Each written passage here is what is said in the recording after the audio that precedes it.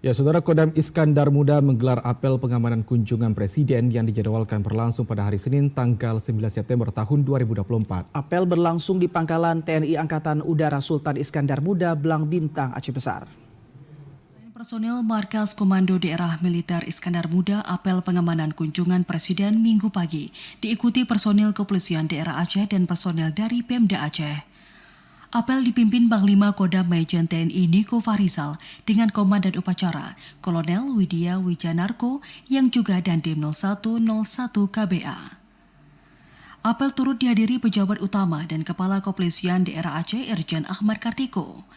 Dalam apel, Pangdam Niko Farizal yang didampingi Kapolda Aceh dan sejumlah pejabat utama Kodam Iskandar Muda mengecek kesiapan masing-masing satuan yang terlibat pengamanan kunjungan Presiden yang dijadwalkan berlangsung pada Senin 9 September 2024.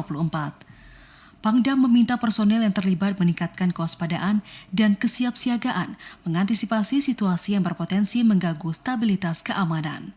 Begitupun mereka diperintahkan tetap bersikap profesional dan proporsional selama bertugas. VIP untuk segera TNI, Polri, dan Pemda guna pengamanan kunjungan kerja Presiden Republik Indonesia Insinyur Haji Joko Widodo beserta Ibu Hajah Iriana Joko Widodo ke Provinsi Aceh.